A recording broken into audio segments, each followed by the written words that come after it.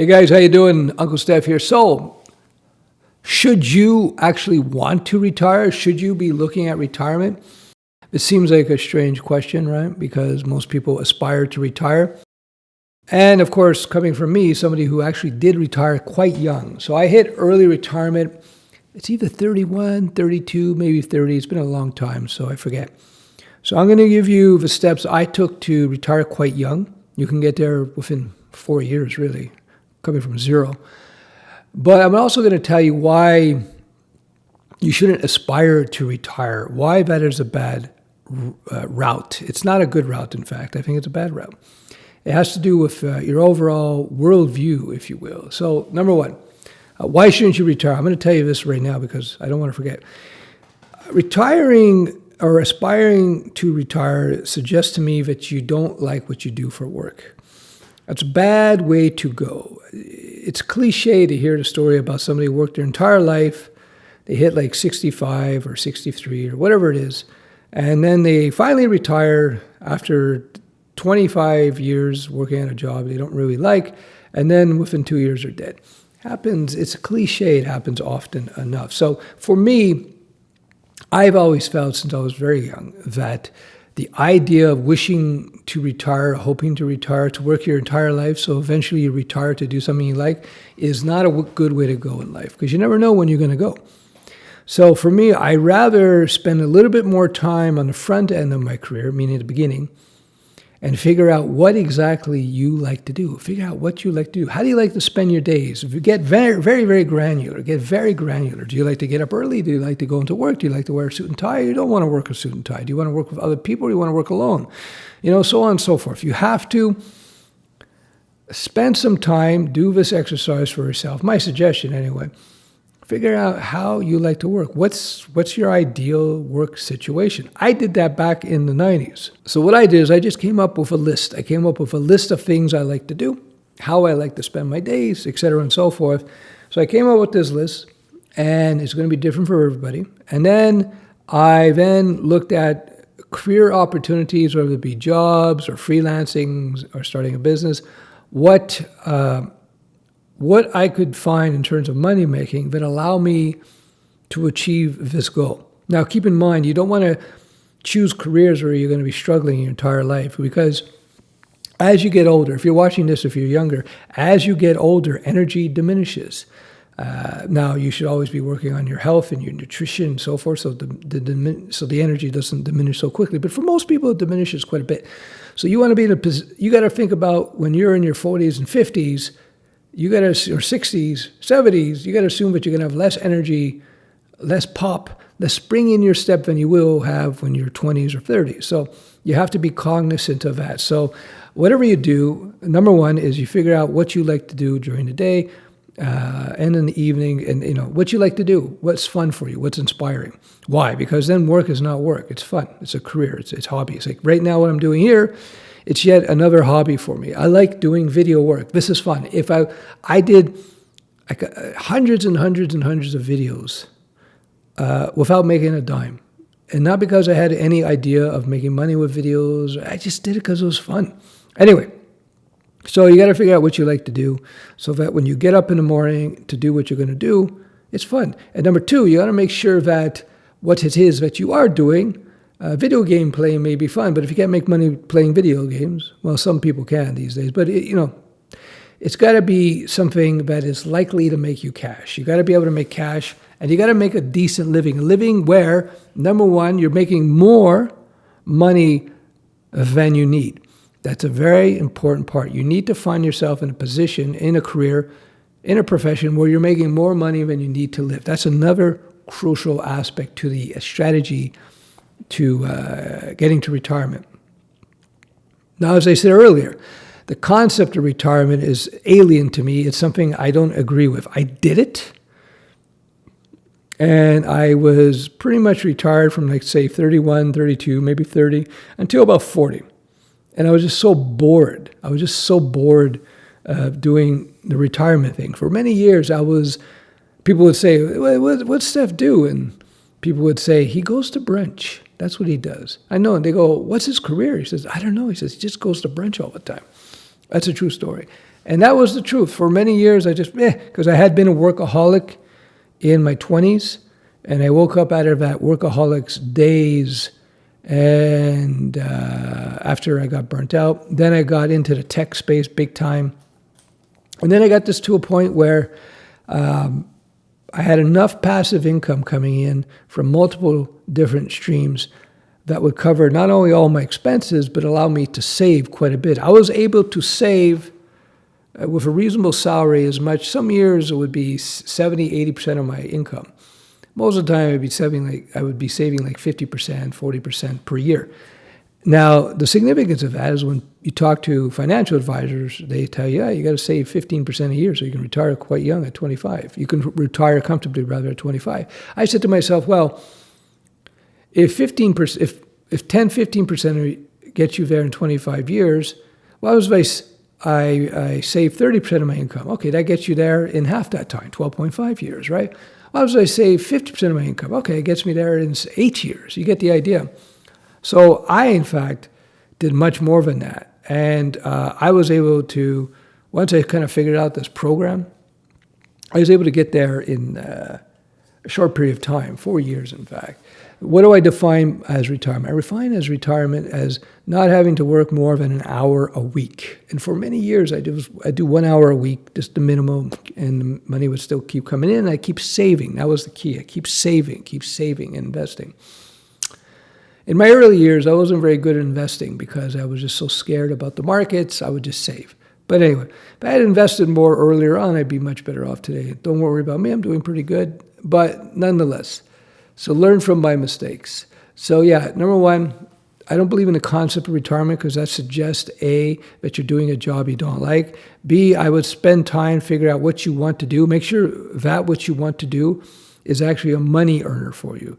You know, you may want to basket weave, but if nobody's going to pay you, it's not a good place to be. You got to find a profession that you like to do. It's fun for you to do, and you can make more money than you need to survive. And most importantly, you're able to save every month. So for me, my basic rule of thumb was at the end of the month, if my bank account hadn't gone up, I was in red alert mode. Not a good thing. So ultimately, you want to get yourself in a position where you're earning enough to save at least, I would say at least 25% of your salary per year, your earnings per year. The higher the better, higher the better. If you can get it to 50 plus, then you're sailing. Because think about it this way. If the average person, well, no, I'm going to use round numbers. Some financial analysts will say, hey, you save 10% a year, 25 years, retire, and you're fine.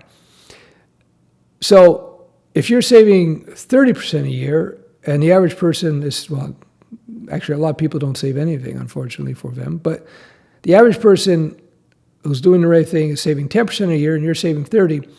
In 1 year, you're doing 3 years worth of saving, right? In 1 year, you're doing 3 years worth of saving because you're saving 30% versus 10%. Over 3 years of doing this, you're 9 years of savings you have saved up versus only 3. You're already, you're compounding ahead, right? And then you got compound interest and investments. It starts to really add up fast. Now imagine you do 50% a year. In 2 years, you will have saved 10 years worth of savings versus the average person who's only saved 2 years, right? 10 versus 2, that's pretty good, right? In 2 years. In 4 years, you have saved 20 years worth of savings versus them at their 4. Right? So if you're 20 years ahead on the 4th year, that's pretty damn amazing. You get the math, right? You see where I'm going with this? So when I started making extra money, and it was passive money, so I'm not working very hard to begin with, but you can never count on, nothing lasts forever. And I just assume, I'm just going to ride this train until the train dies. I just saved like crazy. So I lived in my same little place. I didn't spend money like crazy. I lived like a student, but I was super happy. It's still, to this day, except for my condo here, it's my most, the place I have the fondest memories for, even though it was like a 600 square foot, 500, no, it's not even that, it was a 500 square foot bachelor apartment, but a fantastic location, beautiful view, 25th floor, cheap. So I like that. I had some good times there. Anyway, so that's why I don't believe in retirement. I don't believe in retirement because It's a sad thing to spend 25 years doing a job that you don't like. So make your job your hobby, but make sure it's profitable. Anyway, so you're getting the other steps. So you find the job you like, you start earning, you start saving as much as you can. You invest as early as possible, diversified index funds. And when you start finding yourself way ahead, as I'm talking about, then you're just going to feel good. You should have emergency money. I've talked about this as well. You have emergency money, at least 6 months worth. If you're freelancing, at least a year's worth of cash on hand. This is outside of retirement. So this way you don't have to worry about paying bills. Once you got that monkey off your back, the stress of having to earn that next paycheck, living the paycheck to paycheck is like being caught in the hamster wheel, the jail. If you don't have to worry about it. See, when I got to the point where I had I remember when I hit about 4 or 5 years of cash on hand, I knew I didn't have to work for 5 years. Right? I'm like, I don't have to work. That's fantastic, And I just kept at it. And then I hit 10 years, then I hit 15, and 20, and 25, and 40. It's like when you get to that point where you know that if no money comes in for 10 years or 25 years or whatever, even 5 years, it's like life's so much easier. The stress is gone. You make really good decisions. You don't get pushed around. You're not under the gun. The sword of Damocles is not hanging over your head anymore. That's freedom. So how do you get to the point where you're making that kind of money doing something you like? You got to scale up. You have to scale up. Skill, S-K-I-L-L, up. You can't, you could do it with cheap skills, but you always want to work towards learning skills that are highly prized in the current market, right? If you want to be a typewriter or typist or something, or a typewriter repair person, you may be the best at it, but not going to make much money because who has typewriters, right? So you have to find the profession or the skill set that's in the demand. So you have to study that market, Now, coding is something that's been huge for decades now. Development has been huge for decades now, but with AI, it's changing now. Does it mean coding's no good? No, coding is still going to be high demand, but it's just a shifting in the market. We're kind of in a transitional phase right now. There's still a huge demand for traditional software developers and coders. Certain areas will migrate to AI agentic agent-based development, which I suggest you jump into. It's the new type of development. It's like going from jQuery, vanilla JavaScript to React. That's what agentic AI agent development is relative to traditional development. Again, I'm not saying that there won't be any more development jobs, writing raw code and so forth. There will be. But you have to understand, especially in advanced development, most of the time you're not writing code. Most of the time you're planning out things, figuring out solutions, figuring out the processes. And the coding is almost the icing on the cake. In fact, I was talking to a friend of mine today who is a very advanced Java developer, works for one of the largest organizations in North America. And I asked him, what percentage of your time do you spend actually writing code? And he said, and he's not like a manager, he's just considered a senior developer. He said, maybe 97% of my time I am not writing code. But he still needs to know what he's doing, right? There's a lot of configurations and debugging and implementations that are, well, you're not writing the code. So that's going to stay the same. I can't see, at least in the next 3 to 5 years, for most systems, you're not going to be able to point an AI at something and say, do the job. It's still going to need human intervention. For the most part. Now, I think in small business development, maintaining WordPress sites and content management rich sites, e-commerce implementations, there's tons of legacy. I don't see AI replacing developers' roles in maintaining and expanding upon these systems. I just see them as being power tools to enhance the processes. The first place that AI is going to have a huge impact in terms of from inception to release of product, in terms of AI doing the bulk of the work, I think it's going to be on the enterprise level because they'll have the they'll have the infrastructure in place to be able to implement these sorts of things. But this is a multi-year process. I think in 3 years from now, it's going to become much more common. But what you're going to see as there's going to be a certain level of shrinkage in enterprise level development in one type of development, shall I say, and it'll switch over to agent-based development. I've been looking at it, researching it. I might jump into an investment on that. And using my 30 years of experience developer eyes, I think that, yeah, it's going to happen, but it's going to happen more slowly than you think. And I think that you're just seeing a shifting of roles as far as developers are concerned. So as a developer, I don't think those jobs are going to disappear. I think they're just going to shift. And I think the reason I'm confident of this, because I've seen entire development stacks, entire technology stacks in the field disappear. And so it's part of the game. Like I saw like Flash development, ActionScript development. Flash and ActionScript development was widely used at one point for web-based thick client, if you will, type of application development. And in 2011, it was killed. That was it. That went quicker than anything I've ever seen. That was because of Jobs. Steve Jobs killed it. I saw thick client development in VB6. It was dominant for years, and then VB5, 6, gone. The web replacement. That took a few years. I think 3 to 5 years to replace, perhaps, after the web was introduced. So I've seen other things. I've seen technologies get replaced. Then you hear the doom and gloom. No more Delphi, it's over. But then something else comes in its place, and away you go. So I think it's going to be the same thing. So early retirement means A, managing your finances, B, finding work or a type of work that is fun for you so it doesn't feel like work. Like, for example, I'm still doing this. I don't have to do this. I can go back to doing nothing now if I wanted to. But this, to me, is fun. And I believe there's long-term health implications to doing nothing. I think you need to continuously stimulate your brain and your body if you want to maintain the youthful pleasures of a healthy mind and body. Don't let it atrophy. You don't use it, you lose it, right?